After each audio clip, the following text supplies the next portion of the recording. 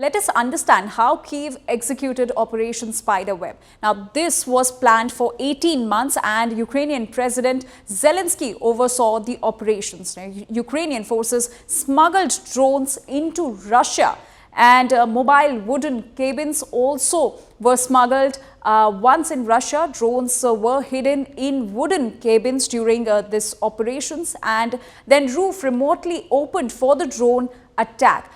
Drones were remotely operated by Kyiv and by the Kyiv operator. So this is how Kyiv actually executed what it calls Operation Spiderweb. This is what the Ukrainian agencies claim. This is how they executed this entire operation, which is being seen as the biggest drone attack by Ukraine on Russia. Senia continues to stay with us. Senia, as you said, that Russia has never tolerated such attacks and will not tolerate such attacks. So what could be the further strategy of Russia? Again, when I said Russia will not tolerate such attacks, I mean the attacks on civilians, killing civilians in the moving trains by blowing up the bridges. I'm not talking about drone attacks at this moment.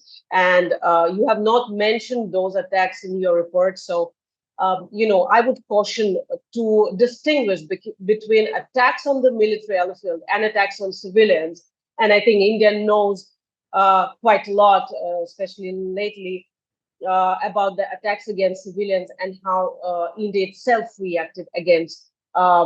responded to those attacks. Now, when we talk about the drone attacks on the military airfield, you would see, of course, even Russians, I believe, were surprised on how those attacks were executed. The drones flying out of the cargo trucks, and we've seen some videos showing Russians trying to stop when they realized what's happening. They climbed on the roof of those trucks and tried to stop the drone from flying. What is important here, and the point I want to make, is what kind of achievement Ukraine has with this.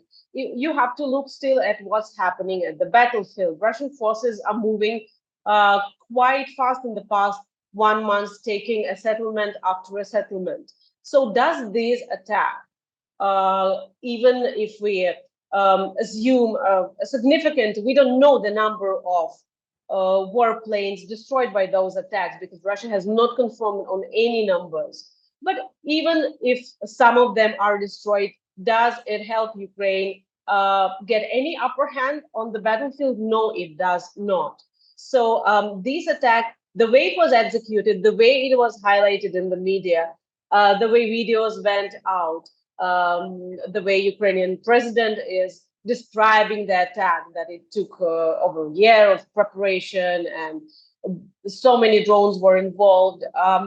It's a great PR and it's a great narrative, but that doesn't change the basic situation on the battlefield where Russia has an upper hand. This does not change at all. So I think that's the key point here we have to consider. All right, Senia, do stay with us. So ahead of the peace talks scheduled in Istanbul today, Ukraine has launched a massive offensive against Russia, escalating tensions between the two warring nations. After keeping Russia and Turkey in suspense, Ukrainian President Zelenskyy has confirmed that his defense minister would represent the country in the second round of peace talks with Russian officials. However, Zelenskyy has firmly stated that Ukraine will not compromise on its independence. He has also called for a full unconditional ceasefire. He has in fact also called for the release of prisoners by Russia. On the other hand, Russia has stated that it has already formulated its peace terms but won't reveal them ahead of the talks. Meanwhile, Russian delegation headed by Medinsky arrived in Istanbul for a second round of peace talks. Remember, the talks in Turkey follows a push from US President Donald Trump, who wants this war to end as soon as possible. Росіяни свій меморандум так і не передали нікому. У нас немає, турецької сторони немає, також у американської сторони російського документу немає. Попри це, ми спробуємо досягти хоча б якогось прогресу на шляху до миру. And senior Russian journalist Senia continues to stay with us. Senia, do you think with this drone attack, which comes just ahead of the second round of peace talks, Ukraine has undermined its own call for a ceasefire? Well, there were, I would say that, first of all, these talks were proposed by Russia to have direct talks. This was a proposal by Russia. Vladimir Putin, the Russian president, made the statement on May 9 when Russia and many other countries in the world celebrated the Victory Day, the World War II Victory Day. So that proposal was made during press conference. Now, of course, Washington has been trying to achieve the ceasefire, but it has also shown its frustration with both sides. So there's a big question whether, Donald Trump would really stay within those, within the framework of these negotiations, or he would walk off, seeing what's happening, what's the reality of this. Now, what's important is that Russian proposal, even if you see the kind of delegation Russia is sending, and we know that Ukrainian side has criticized Russia for sending what they call low-level delegation to Istanbul for the second time.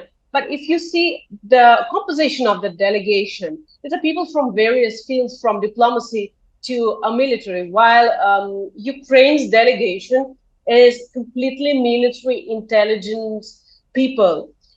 So Ukraine is not probably ready to talk about those things that bother Russia, and those things that Russia wants to settle down as a part of its agreement to any possible ceasefire. So Russia is not only talking about stopping firing, it's talking about the legal status of the territories. It's talking about its long-standing demands that Ukraine should abandon its NATO plans. Ukraine should not be militarized by the NATO members.